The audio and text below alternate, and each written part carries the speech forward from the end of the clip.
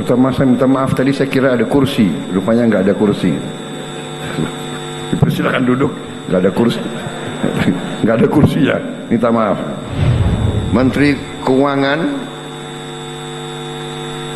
Saudari Dr. Sri Mulyani Indrawati, belum profesor. Ini kok saya dapat intel beliau ulang tahun hari ini.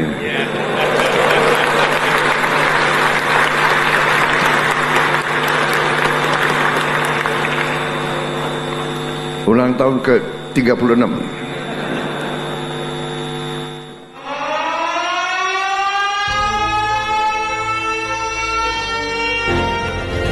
Presiden Prabowo Subianto meresmikan Gedung Layanan Terpadu dan Institut Neuroscience Nasional di Rumah Sakit Pusat Otak Nasional Profesor Dr. Mahar Marjono, Jakarta. Saya punya suatu kebanggaan khusus karena kebetulan saya sempat kenal dengan Profesor Dr. Mahar Marjono. Saya sempat jadi pasien sebentar lah.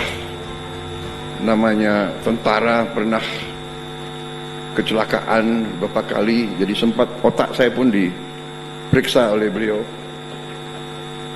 diketok-ketok di sini dan di sana.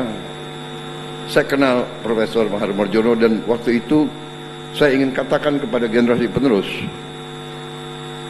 Profesor Mahar Marjono waktu mudanya adalah pejuang, ikut angkat senjata. Karena dulu fakultas kedokteran di mana-mana terdiri dari anak-anak yang paling pinter di Republik ini, dan banyak di antara mereka yang akhirnya jadi pemimpin pejuang di lapangan. Angkatan 45 banyak sekali dokter yang memimpin, bahkan yang menjadi jenderal, dokter medical doctor.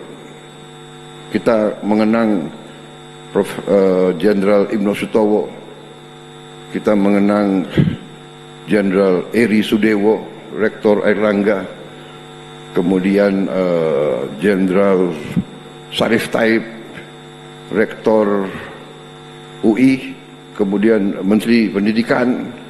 Mereka semua pejuang. Mahar Marjono juga sangat terkenal, dan juga beliau Rektor UI, dan sangat terkenal kalau mahasiswa UI nakal-nakal, demo-demo lawan pemerintah, tentara mau nangkep masuk ke kampus, yang berdiri di pintu gerbang adalah Profesor Mahar Marjono. Begitu tentara lihat Mahar Marjono nggak berani masuk, saking hormatnya sama beliau. Hebatnya waktu itu Profesor Mahar Marjono dikenal sering kritik pemerintah, tapi at the same time beliau juga dokter pribadinya Pak Harto. Itulah seni ya zaman itu, bagaimana bisa berperan. Saya sebagai tokoh intelektual, tapi saya sebagai dokter. Jadi saya ingat sekali tentang ini, makanya saya terkesan, dan saya hari ini sangat bangga.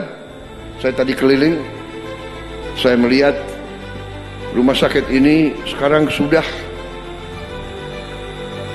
secara fisik dan secara alat dan secara spesialis ahli-ahli, saya sudah melihat tidak kalah dengan rumah sakit yang terbaik di luar negeri. Saya kadang-kadang bangsa Indonesia ini mungkin sisa dari nggak tahu apa ya, kita punya sifat mungkin rendah diri, kadang-kadang tidak menghargai prestasi bangsa kita sendiri. Hari ini saya bangga dengan prestasi saudara-saudara sekalian. Saya harus menyampaikan apresiasi kepada Menteri Kesehatan dan jajarannya, ya. Keberhasilan saudara-saudara untuk membangun fasilitas kesehatan yang bertaraf internasional. Selanjutnya, sesi foto bersama. Mohon untuk bersiap. Kami hitung mundur. 3, 2, 1.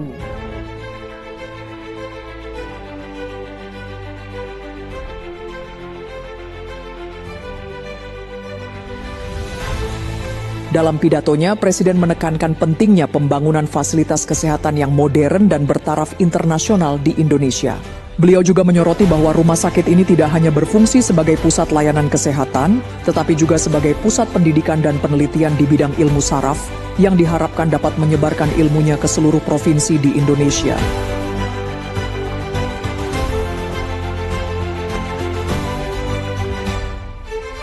Presiden Prabowo dalam kesempatan tersebut menegaskan bahwa kesehatan dan pendidikan adalah bagian dari kesejahteraan dan hak rakyat Indonesia, termasuk yang berada di daerah terpencil. Ia menggarisbawahi tantangan besar yang dihadapi Indonesia, yaitu kekurangan puluhan ribu dokter spesialis.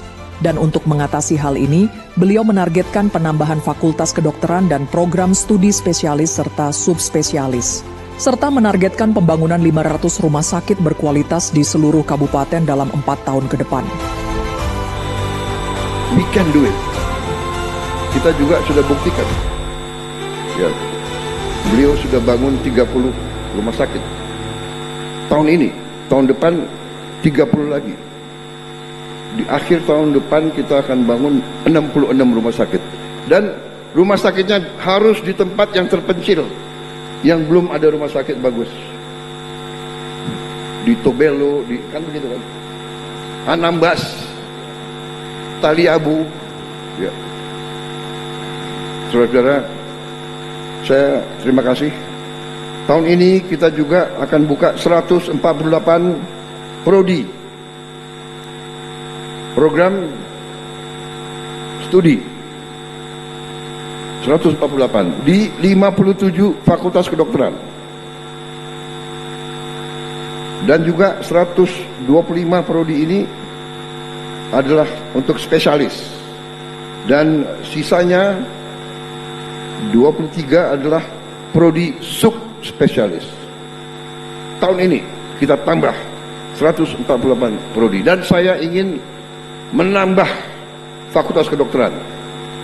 Fakultas kedokteran yang sekarang harus kita tambah jumlah mahasiswa dan jumlah lulusan, dan kita akan tambah fakultas kedokteran lagi. Target saya akan ada 30 fakultas kedokteran baru, insya Allah, untuk mengejar tadi 70.000 spesialis, dan dokter umum kekurangannya adalah 140.000. Kalau tidak ya kita tunggu 35 tahun. Saudara-saudara, terima kasih. Hari ini saya sangat bangga, rumah sakit yang sangat canggih, mampu sudah operasi tumor otak, mampu juga menghadapi Alzheimer, Parkinson's, mengatasi stroke, dan terapi untuk stroke dengan alat-alat yang paling baik, alat-alat robot dan alat-alat AI yang terbaik. Sekali lagi terima kasih. Ini bukti bahwa kita ingin kerja keras. Terima kasih Menteri Kesehatan, terima kasih Menteri Keuangan yang terus mendukung. Ya, kalau beliau nggak mendukung, nggak jadi.